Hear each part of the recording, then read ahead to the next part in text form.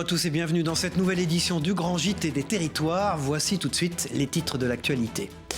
C'est à faire rêver tous ceux qui cherchent un loyer pas trop cher, 5,75 €, c'est le prix du mètre carré à Darney. Cette ville des Vosges est la moins chère de France pour une location. Reportages et explications immobilières à suivre de Vosges Télévision dans quelques instants. Un salon de coiffure dans un camion. Voilà une idée innovante en faveur du maintien des commerces dans les territoires ruraux. Près de Rennes, une coiffeuse se déplace de village en village, nous expliquera la rédaction de TVR. C'est un savoir-faire historique et encore bien vivant. Dans l'Oise, WEO TV nous fera découvrir l'activité de l'une des dernières clouteries d'Europe. Sur place, 2800 références sont fabriquées tout en respectant des procédés du 19e siècle, vous verrez. Et puis en fin de journal, que diriez-vous d'embarquer à bord d'une montgolfière pour un rendez-vous en altitude, en Haute-Savoie? Une station accueillait une rencontre internationale unique en son genre. Des images et un décor à couper le souffle que nous dévoilera la chaîne 8 Mont-Blanc.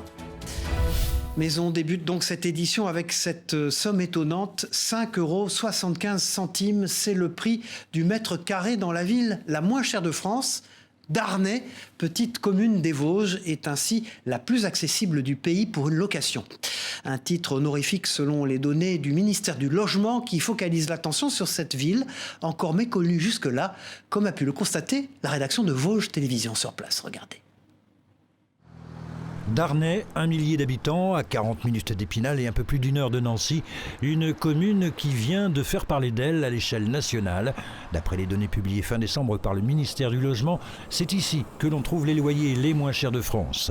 Depuis cette annonce, les coups de fil se sont multipliés en mairie. Impressionnant de toute la France, voire de Guadeloupe, Lot-et-Garonne, dans le Nord, la Savoie, enfin tout le monde voulait changer, voulait venir prendre l'air à Darney. Le prix moyen au mètre carré est de 5,75 €, exemple avec cet appartement de 80 mètres carrés habitable, dont le loyer mensuel est de 345 €, toutes charges comprises.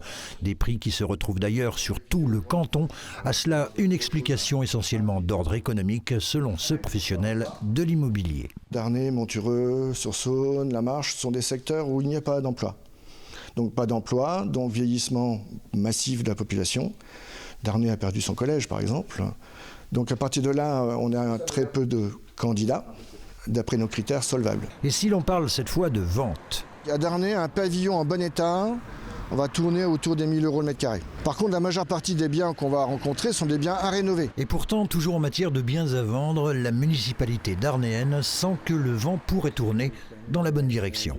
Sur Darney et sur La Marche un petit peu, on a beaucoup d'achats de maisons. Et la particularité des Vosges côté sud-ouest, de la communauté de communes, qui est la compétence scolaire, malgré la perte de 600 élèves par an au niveau du département, nous avons la chance, nous, d'être en augmentation cette année d'élèves. Donc ce qui veut dire que s'il y a élèves, il y a des parents, il y a des familles qui arrivent, qui s'installent. Reste que les acheteurs potentiels ou propriétaires actuels qui souhaiteraient mettre leurs biens à la location devront au préalable réaliser des travaux de mise en conformité énergétique, ce qui devrait mécaniquement faire baisser les prix de l'immobilier à Darney comme ailleurs. Voilà, et là où les prix de l'immobilier sont accessibles et les commerces parfois rares, des initiatives se développent pour répondre aux besoins des populations. Dans la région rennaise, un salon de coiffure original, vous allez le voir, propose ses services depuis quelques années. Itinérant, le salon de Cindy Bienfait passe de village en village pour couper et brosser les mèches rebelles. Une idée aussi utile que sociale, un sujet de la chaîne TVR à Rennes. Le mercredi, à Bois-Trudon, c'est le bon jour pour aller chez le coiffeur. Depuis 4 ans, Cindy Bienfait s'installe avec son camion aménagé en salon sur la place de la mairie. Plutôt que de louer un local dans le village, cette jeune entrepreneuse a choisi l'itinérance. Elle se déplace sur 9 communes rurales et le salon ne désemplit pas. Il y a des commerces qui ne peuvent pas tenir à longueur de temps. Donc l'itinérance permet en fait de faire ce compromis entre amener un service mais de ne pas être là tout le temps. Depuis la rentrée, Cindy a même embauché une coiffeuse à mi-temps pour la soulager et lui permettre de se pencher sur son projet de 2e salon mobile. Alexandre Vallès, fondateur de Mon Petit Camion, l'accompagne dans ses démarches. Cette association vise à dynamiser les communes rurales grâce notamment au commerce itinérant. Quand on croise ces besoins de faire du lien et de travailler sur l'économie locale, on peut trouver des ressources pour booster un peu les communes rurales, sachant que ça a le vent en poupe en plus. Il y a un besoin, je pense, un besoin de proximité, un besoin de se dire on n'est pas oubliés, nous, dans le monde rural. Les gens viennent ici parce qu'effectivement, l'immobilier est moins cher, ou alors un besoin de campagne. Mais c'est de se dire, tiens, on s'occupe de nous un petit peu. Ici, le salon itinérant porte bien son nom, le temps d'une écoute. Au-delà du côté pratique et attractif, ce service, c'est aussi un vecteur de lien social. Tout le monde se connaît, donc forcément, il y a ce plaisir de se croiser, d'avoir un petit mot gentil. Et le samedi, Cindy pousse l'itinérance jusqu'au bout avec un service à domicile. Voilà, au rayon encore des bonnes pratiques pour soutenir le commerce de proximité. Découvrons cet autre projet mis en place dans l'Aube, une boutique en libre service avec des produits 100% locaux. Ce magasin que vous découvrez sur ces quelques images de la rédaction de Canal 32 propose plus de 150 produits à la vente à emporter. Une idée intéressante pour les habitants pressés mais néanmoins désireux de bien s'alimenter. Écoutez à ce propos les explications de la gérante de la boutique. On a tous des vies professionnelles et personnelles bien remplies et j'étais la première à un peu galérer pour bien manger, si je puis dire, à courir à gauche et à droite pour bien s'approvisionner. Et on a la chance parce qu'on habite à la campagne, mais je me suis dit que les gens qui habitent au centre-ville n'avaient pas cette chance-là. Si on veut manger, j'ai envie de dire, sur le pouce, mais bien manger, c'est compliqué parce que c'est soit restaurant, mais on n'a pas forcément le temps ou le budget, ou alors après, on mange rapidement, mais c'est pas forcément un sandwich, enfin c'est pas forcément adapté. Moi aujourd'hui, on propose des plats traiteurs à 7,50 €, donc c'est vrai qu'il y a juste à mettre au micro-ondes, c'est plutôt sympa quand on est au bureau et qu'on veut bien manger un plat chaud, quoi. Et si bien se nourrir est important, bien se soigner est évidemment vital. Malheureusement, vous le savez, le manque de médecins est de plus en plus criant partout en France. Exemple une nouvelle fois dans la Sarthe, où la dernière généraliste d'une commune est partie à la retraite au mois de décembre. Sans remplaçant, les patients se retrouvent désormais sur le carreau. Certains ont décidé de réagir et souhaitent monter un collectif. Précision et reportage d'Anzo Maubert pour LMTV Sarthe. Le SOS s'affiche depuis 3 ans à l'entrée de la commune. Et pourtant, aujourd'hui, il n'y a plus aucun médecin à Ivry-l'Évêque. La dernière généraliste est partie à la retraite fin 2022. Cet habitant a été l'un de ses patients pendant 35 ans. Il se retrouve désormais sans médecin et inquiet. Des personnes qui habitent Ivry-l'Évêque vont faire des kilomètres pour se soigner. C'est pas le but. On doit avoir un médecin tout proche. Les personnes qui ont un certain âge, qui n'ont pas de moyens pour se déplacer, comment vont-ils faire? C'est vraiment un cri du cœur. Je ne parle pas uniquement, disons, pour moi, mais c'est surtout pour l'ensemble des habitants d'Ivry qui n'ont plus de médecin. Il va falloir trouver une solution. Une solution, oui, mais laquelle? Raymond tente de fédérer les habitants autour d'un collectif. La municipalité, elle, tente d'attirer sans succès. Elle a même rénové cet ancien bureau de poste en pôle santé. Ici, vous avez toujours 2 infirmières. Nous avons dedans 2 cabinets médicaux qui sont vides. Voilà, et un logement à l'étage au-dessus du cabinet médical qui pourrait intéresser les médecins. La ville ne manque pas non plus de spécialistes, dentistes, ostéopathes, podologues. Mais selon l'élu, le frein est ailleurs. On n'est pas prioritaire pour avoir de l'aide à l'installation aux médecins. Parce qu'on est associé à Coulennes, Sargé, Savigné, qui eux ont beaucoup de médecins et qui pourraient accueillir nos patients. Mais dans les faits, non, ils n'accueillent pas les patients des autres communes. En attendant, les habitants ont prévu de se réunir la semaine prochaine, avant une réunion publique le 6 mars, même si chacun sait qu'il n'y aura probablement pas de miracle. Voilà, restons dans la Sarthe dans ce journal avec ces images de la venue dans la ville du Mans de Brigitte Macron et de Didier Deschamps pour l'opération Pièce jaune. La première dame et le sélectionneur de l'équipe de France de football ont visité la maison des adolescents sur place, un site rénové grâce à la collecte annuelle. En tout, depuis le lancement des Pièces jaunes en 1989, ce sont près de 10 000 projets qui ont pu être financés pour améliorer la vie des enfants hospitalisés. Exemple dans la Loire avec ce reportage de TL7, regardez. Cette petite chambre double a été financée en partie par l'opération Pièce jaune en 2019. Au total, la maison de Jonathan a pu s'offrir 6 chambres et 12 lits supplémentaires. Ici, on accompagne des proches hospitalisés à Saint-Étienne, mais parfois les séjours peuvent être longs.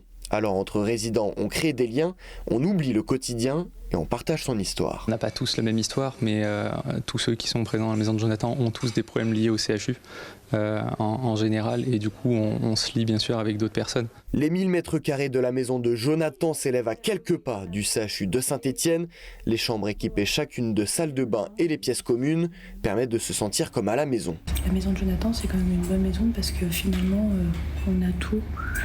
Je veux dire, on a la cuisine, on a le salon, enfin c'est quand même, c'est pas notre maison, mais c'est un peu une maison secondaire. La maison de Jonathan a ouvert ses portes en 2002. Elle s'est vite avérée indispensable. Le CHU de Saint-Étienne enregistre de nombreuses naissances prématurées. Les familles ont souvent besoin de se rapprocher. Ça touche toujours par rapport aux enfants déjà, mais bon, il y a quand même un gros service de réa-néonat sur le CHU de Saint-Étienne. Qui dit réa-néonat dit grands prématurés, dit petits bébés qui ont besoin de leurs parents à côté, et les parents ne peuvent pas vivre au CHU avec eux. Les tarifs varient de 8 à 35 € en fonction des revenus. Cela comprend évidemment la nuit, mais aussi le petit déjeuner. Jusqu'au 4 février prochain, le don est possible, en ligne, par SMS, par chèque, ou dans les très célèbres tirelires en carton. Voilà, c'était il y a 6 mois tout juste, en plein cœur de l'été. Plus de 30 000 hectares de forêt partaient en fumée en Gironde. Des incendies records, non sans conséquences bien sûr, sur la faune et sur la flore locale. Et alors qu'une catastrophe était redoutée pour la biodiversité, les animaux, du moins les plus gros, semblent déjà de retour sur les zones sinistrées. Une bonne nouvelle dévoilée grâce à des opérations de référencement nocturne. La chaîne TV7, la chaîne du groupe Sud-Ouest, a pu suivre l'une de ces sorties. De nuit, regardez. Le gyrophare et les feux allumés, cette voiture de la Fédération de chasse de Gironde arpente les routes abordant les lisières de forêt touchées par les incendies l'été dernier. Ce soir-là, c'est la zone située entre Belin-Bellier et Ostens, en Sud-Gironde, qui est scrutée. À basse allure et de nuit, ces techniciens cinégétiques procèdent au comptage des animaux qu'ils peuvent observer grâce à une caméra thermique. Un chevreuil, un brocard, on voit les bois qui dépassent des oreilles. Les données récoltées, en fonction du nombre d'animaux, des différentes espèces observées, sont notifiées sur une carte numérique. Depuis la fin des incendies, ce comptage a lieu une fois par semaine. La Fédération de chasse de la Gironde a identifié 3 circuits différents de 25 km chacun, un à La Teste, un autre à Landiras, le dernier à Belin-Bellier. À tour de rôle, ils sont empruntés par ces techniciens dans le sens aller et retour. Chaque semaine, ils ont vu petit à petit la nature reprendre ses droits. C'est vrai qu'on a noté vraiment une évolution des populations, donc par exemple de chevreuils. Au départ sur les circuits, voilà, on en voyait vraiment peu, alors que maintenant on tourne à peu près autour des 15-20 individus par sortie.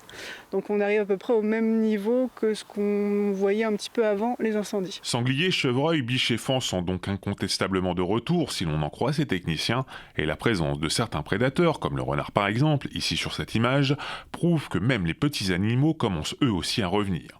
Ce retour est toutefois plus long, il est aussi moins évident à établir que pour les grands animaux. Hérissons, mulots et autres serpents ont certainement payé le plus lourd tribut dans ces incendies. Voilà, et si la vie reprend quelque peu ses droits dans nos forêts, c'est grâce bien entendu au travail des sapeurs-pompiers, les soldats du feu comme on les appelle, qui se forment tout au long de l'année. Dans le Finistère d'ailleurs, les pompiers peuvent désormais s'entraîner sur une plateforme de réalité virtuelle.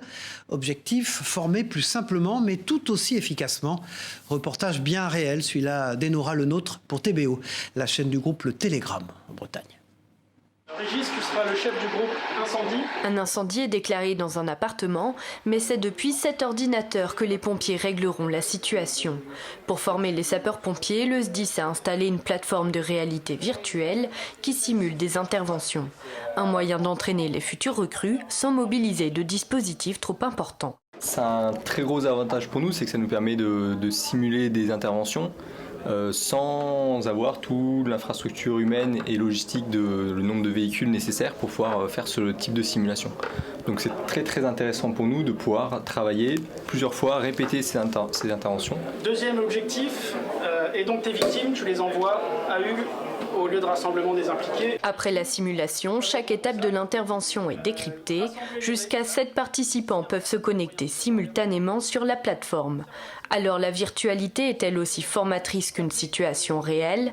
Pour le SDIS, il n'y a pas de doute. Des études démontrent que en termes d'apprentissage, le cerveau ne fait pas beaucoup de différence entre une situation vécue en réel et une situation en réalité virtuelle. Vincent sessions de formation sont organisées en 2023. En tout, 150 agents seront formés cette année via la plateforme de réalité virtuelle. La réalité virtuelle qui est aussi et surtout un moyen moderne de se divertir. La preuve avec le développement en France des salles de e-sport. Sur place, les joueurs équipés d'un casque, d'une arme et d'un ordinateur s'affrontent dans des arènes. Une bataille aussi virtuelle que réelle, mais surtout physique, comme a pu le constater Mirko Pecci dans le dernier espace du genre inauguré. Regardez son reportage réalisé pour la rédaction de Télé Grenoble. Armés de fusils, de casques et de sacs à dos, ces joueurs livrent une bataille en réalité virtuelle.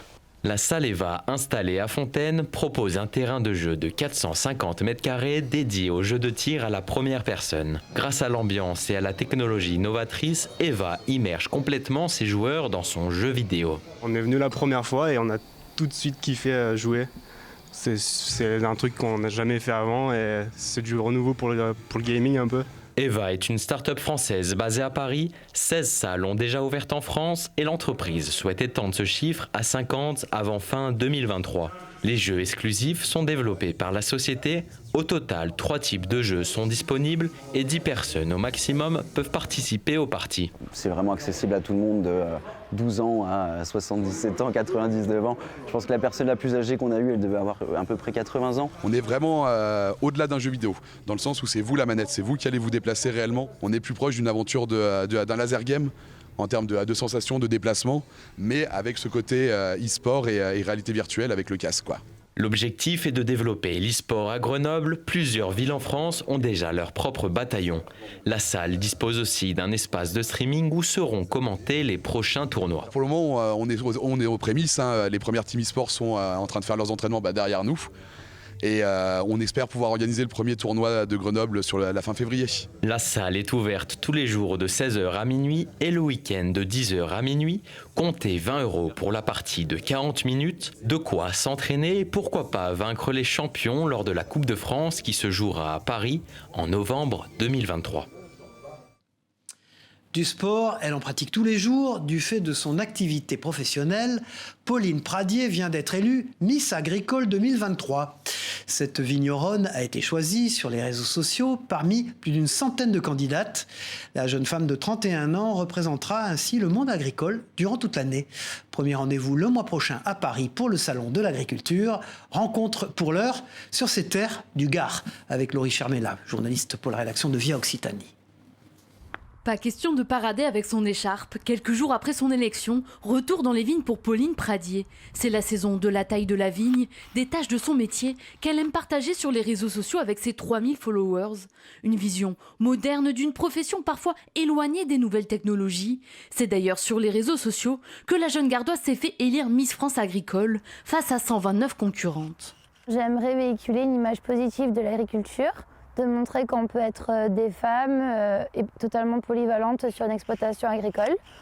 Et je trouve ça vraiment très intéressant de faire partager notre passion et notre métier à travers les réseaux sociaux, parce que les gens ils peuvent vraiment se rendre compte à quel point on s'implique tous les jours dans notre métier, montrer notre travail. À 31 ans, Pauline Pradier incarne cette image contemporaine de l'agriculture. Depuis qu'elle a repris le domaine familial en 2014, elle a créé 4 cuvées qu'elle vinifie dans ses cuves et dans ses amphores et développe sa clientèle sur les réseaux sociaux. T'as bien travaillé, ma fille. Cette passion du métier, c'est son père Michel qui lui a transmise. Elle va pouvoir mettre en avant le monde agricole des jeunes qui aujourd'hui est en plein changement. L'agriculture évolue énormément et c'est vrai que tous ces jeunes qui sont là et qui méritent qu'on s'intéresse à eux soient représentés par une fille, c'est formidable. Pauline Pradier recevra son écharpe de Miss France Agricole en février au Salon de l'Agriculture à Paris. Un meurtre à l'Opéra, cette annonce, ne vous inquiétez pas, n'a rien d'officiel. C'était l'intrigue d'un cluedo géant, organisé il y a quelques jours au sein de l'Opéra de Limoges. Pour l'occasion, une soixantaine de détectives amateurs a mené l'enquête pour découvrir le responsable du meurtre d'un chanteur lyrique. Une opération menée dans un décor éblouissant. Reportage de Benjamin Delmas pour C'était Limoges. C'est le début d'une énigme. Qui a assassiné le chanteur lyrique du prochain opéra joué à Limoges, La Dame Blanche? Une enquête menée par une soixantaine de détectives amateurs s'ouvre alors, le tout orchestré par 2 maîtres du polar limousin, Franck Linol et Joël Nivard. Commissaire Varlot, le commissaire du Montel. C'est tout à fait extraordinaire, insolite. Nous sommes à l'Opéra Théâtre de Limoges pour organiser un Cluedo. On a amélioré un peu le concept parce qu'on travaille avec des comédiens. 6 comédiens et comédiennes qui jouent le rôle de témoins suspects. Et parmi eux, il y a le ou la coupable. Et donc, les joueurs sont vraiment très intéressés d'aller interroger ces témoins. Avec l'Opéra Théâtre entier comme plateau de jeu, les enquêteurs en herbe ont 2 heures pour démêler le vrai du faux au gré de leurs entretiens avec les 6 suspects. On part tous ensemble, chacun fait après ce qu'il veut. Tous ensemble, ça veut dire qu'il est parti avec vous, la victime est partie avec vous. Les témoins et suspects sont interprétés par des comédiens de la compagnie de théâtre Asphodel. On aime beaucoup ça parce que c'est assez amusant et puis il y a tout un côté d'improvisation que moi j'aime bien en tout cas. Une enquête sur scène, mais aussi dans ses coulisses, l'occasion de jeter un autre regard sur cette institution. Les derniers enquêteurs rendent leur copie. Franck Linol lève le voile sur le mystère du meurtre de l'opéra. C'est lui le coupable. Allez ! Tous les enquêteurs ont gagné, ils pourront assister à la représentation de la Dame Blanche à la fin du mois. Des coulisses de l'opéra à celles d'une usine historique dans cette édition. Prenons désormais la direction de l'Oise, où tournent encore les machines de l'une des dernières clouteries d'Europe. La clouterie Rivière, c'est son nom, fabrique depuis 135 ans tout type de clous pour de nombreuses industries. Aujourd'hui, c'est sur les machines de l'époque qu'une vingtaine de salariés préservent ce savoir-faire très atypique. Découverte de Jérémy Houbron pour WEO TV, la chaîne de la Voix du Nord. On pourrait croire à des machines à remonter le temps. Voici l'une des dernières clouteries d'Europe, encore dans son jus. C'est ici que sont fabriquées semences, clous et pointes de toute taille. Sur des mécaniques centenaires et bien huilées, comme cette machine dédiée à la fabrication de clous forgés. Ici, on a une bobine de fil qui est amenée par l'amenage grâce à 4 pressions qui sont à l'intérieur avec 2 couteaux qui viennent couper les clous. Et grâce à la perche, on vient faire une tête. Un savoir-faire vieux de 130 ans. Et oui, l'usine créée en 1888 par Théodore Rivière n'a jamais cessé son activité. Celle-là date de 1908 et elle tourne encore comme une horloge. Si bien qu'au fil du temps, les 325 machines sont devenues collègues. C'est un ancien ouvrier qui travaillait ici, Emidio, qui les a personnalisés, qui leur a donné un prénom de façon à pouvoir mieux les reconnaître et les humaniser un petit peu. L'usine fabrique des clous pour tout, charpente, batellerie, tapisserie, 2800 références et un cahier des charges draconien. Elle a de banni et pointier. Sa machine est dédiée à la maroquinerie de luxe, sa mécanique tient de l'horlogerie. Si ça rentre pas sur cette plaque, c'est pas bon. On va jeter. Les clients ils veulent que ça passe ici, comme ça le fil reste un diamètre rond. Chaque clou, il y a une longueur, 15, 10, 7, 6... Aujourd'hui, une vingtaine de salariés préservent les secrets de fabrication autant que l'histoire de leur clouterie. Une usine témoin de la grandeur de l'ère industrielle et labellisée entreprise du patrimoine vivant. Voilà, prenons un peu de hauteur pour terminer ce journal avec un rendez-vous époustouflant consacré au vol en altitude de Montgolfière. Organisé chaque année dans la station du Pras-sur-Arly, l'événement propose, vous allez le voir, un ballet aérien somptueux dans un décor enneigé exceptionnel. De très belles images et un sujet de Lucas Rouque pour la chaîne 8 Mont-Blanc. Regardez.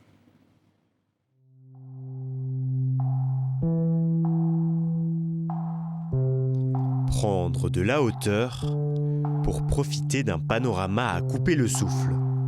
Voici la clé du succès des Montgolfiades de Pras-sur-Arly depuis maintenant 32 éditions. Cet événement unique en France réunit chaque début d'année plusieurs pilotes pour effectuer des vols au-dessus du Val d'Arly, à mi-chemin entre les massifs du Mont-Blanc, du Beaufortin et des Aravis. Celui-là est vraiment super chouette.